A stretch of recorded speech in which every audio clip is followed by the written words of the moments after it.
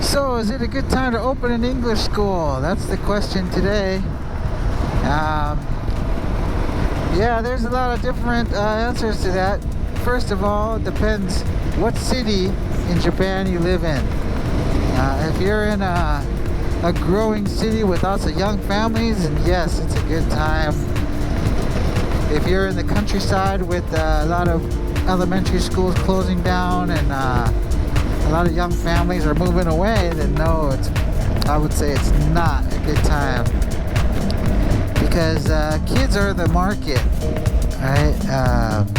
Now in the companies, they provide a lot of free lessons. They pay for teachers to come into the company and give free English lessons, or also they provide free internet lessons. They can just log in and speak to native speakers. So that's taking away a lot from the English conversation market. But on the other hand, kids, although you can do online, parents prefer to have their kids actually, go face to face for the obvious reasons, The main one being attention span. It's hard to have your kids sit in front of a computer for more than, 10, 15 minutes and expect them to learn anything. But on the other hand, when they go in, first of all, they're, looking at a native or a foreigner, getting used to being around foreigners, looking at their and listening to their pronunciation. There's lots of benefits of being face to face. Being able to play games using, flashcards,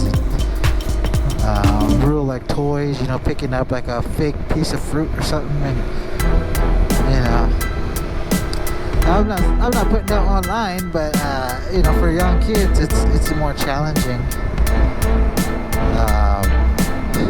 That's for sure. I mean, it's hard enough face to face with kids as a teacher, trying to get them to, follow your lesson plan. A lot of times you have to abandon your lesson plan and go with the flow. But going back to, living in the big cities, obviously young families are moving to the big cities. That's where all the jobs are. So they want to, put their kids in English schools. So I would say the main markets are, of course, it's called Juku, which is a cram school. Now a lot of the cram schools are offering English lessons. Some of them use like AI, right? They have like a smart pen when you're writing. Like, let's say you're writing the word apple, and the pen will recognize the apple, and it'll say apple, or make a sentence. This is an apple, and then the students just repeat and then write the word, which is pretty cool AI. But yeah, anyway, parents pay for that. That's one of the top ones, is a Juku, and then parents also pay for music lessons. A lot of kids go to piano, mostly piano. And then the other big one is Japanese calligraphy, or writing the kanji characters using the brush and ink. It's very popular. And the other one is swimming. A lot of kids go to swimming class. The other one is abacus, believe it or not. And a lot of parents put their kids in abacus class, and they're learning the old technique. But I think the main thing is how to calculate numbers in your head quickly. I have some students who take abacus, and it's a they make sure complex problems on the board, which would, I had to write it all out, carry the number over and all that stuff, and they just do it all in their head and get the right number. So that's pretty cool. God, what else? Yeah, there's a lot of competition, and of course English is on there, right? Because now, starting from, I think it was last year, from 5th grade, students actually get, it's a subject, so they get graded on their English from 5th grade. So, I don't know, I thought there would be more demand for English lessons, but I think the way they test the kids is not through like speaking, right? It's all through It sound paper right, text. boys. So the cram schools are probably taking a lot of the market because they teach you how to take the tests and they give you mock tests and things like that. So yeah, the cram schools are doing really good. The conversation schools are in Japanese call them the eikaiwas, focus more on conversation, right? Of course we do like a workbook and all that and writing and all that, but the cram schools could teach them the grammar, you know, of course in their native tongue, so it's probably easier for them to understand. I mean, grammar is hard enough for just American kids, native speaking kids, you know. But anyways, yeah. So the future markets, you know, like I was saying, junior high school kids, they tend to go to cram schools because everything is depends on your test scores. To get in a good high school, you have to do good on your tests. So, you know, good cram schools, they have good mock tests and they have good reputation for getting the kids in, you know, in top high schools, and then of course same for college. So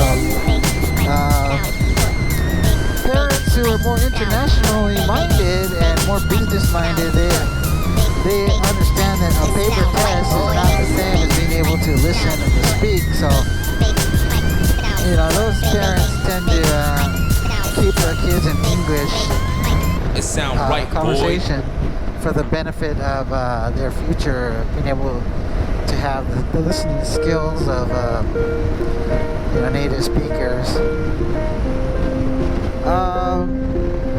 And then of course college kids, you know, they have to take at least a couple years of English in college, which you know, out of a classroom of 30 or 40, the speaking time is probably not that much. So, but a lot of them, you know, their parents are paying huge amounts of money for their tuition and apartments and living and everything. So, if they want to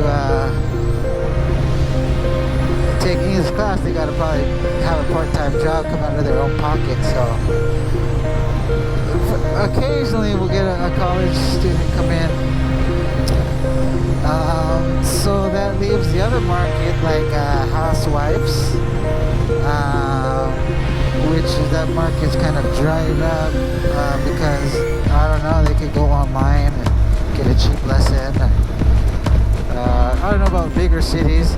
Office ladies are a good one, but like I said, usually the company offers free lessons. And then salary men, they get free lessons, but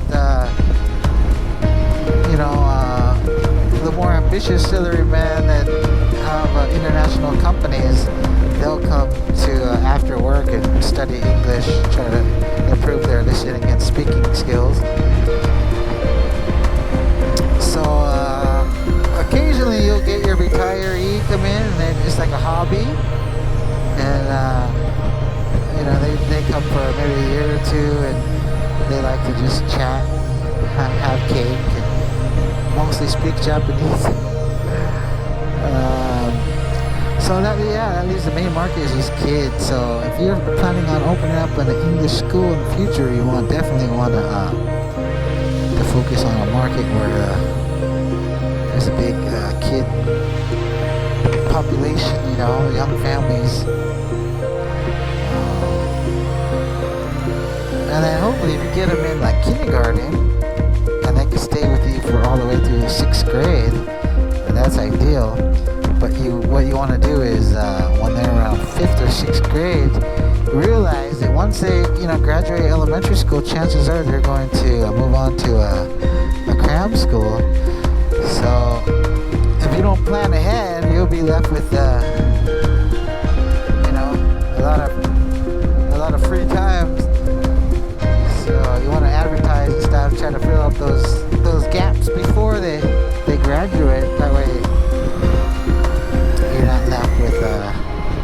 students.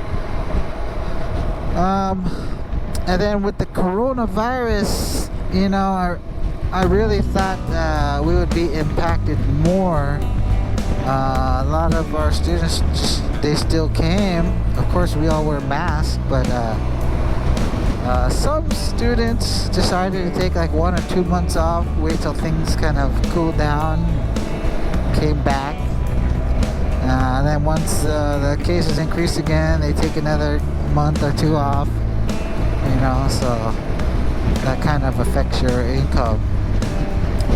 But in general, most of the kids still continue to come. So I guess, they said kids don't really, I don't know, they're not getting coronavirus so far I've been kind of lucky.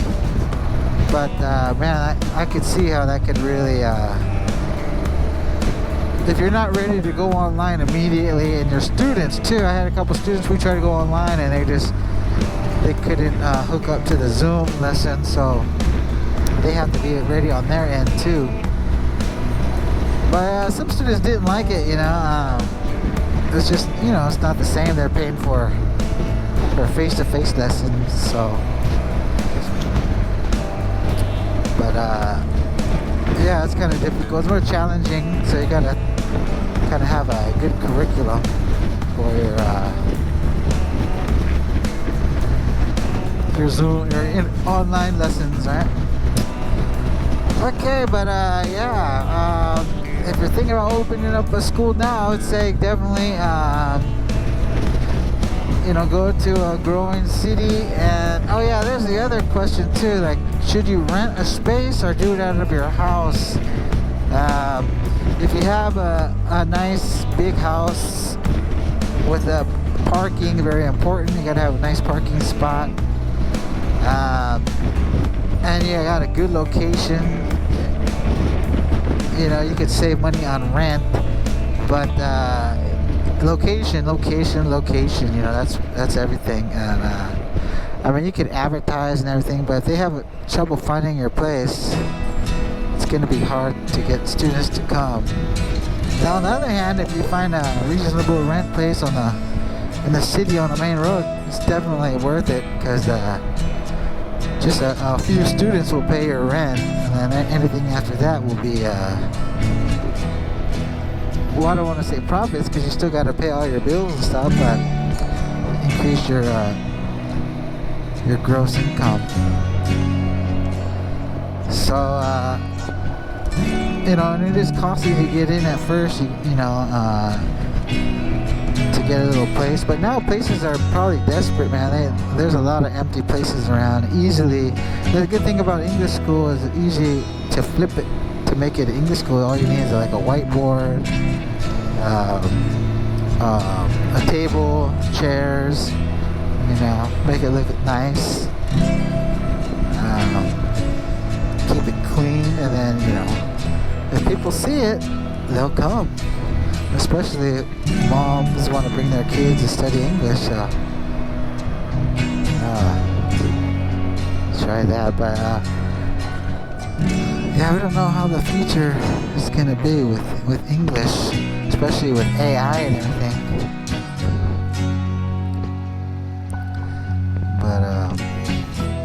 But there, besides doing English conversation school, there are plenty of opportunities to teach English. In kindergartens, they have usually most kindergartens have an English program. If you can get a couple of those. Usually the elementary, junior highs, and high schools, they outsource to the government, to the JET program. Occasionally you'll get some that don't do that and hire directly, independently. If you can get one of those, that's pretty good. But that's usually full time. You're there every day. But you don't have to worry about your student numbers going up or down. It's pretty stable. If you can get a university job, they pay pretty good. You get a few classes during the week. Usually they're in the morning, so that's pretty good. Because usually for the Eikaiwa, the morning is dead. So if you can get anything in the morning, that's great because yeah, Eikaiwa schools usually start from after school, elementary schools finish, so around from 3 o'clock. Sometimes kindies finish early, 2 or 3, so morning's the best. Alright guys, man, I hope that helped you guys out making a decision. If you're thinking about doing English, I would say, yeah, just try to move to a place where the population's growing. Alrighty? Alright guys, leave me a comment. Let me know what you think about the English language ALT market, and if I could help you out in any ways. Alright, don't forget to like, subscribe, hit the bell, and thanks for watching. Alright, peace out everyone.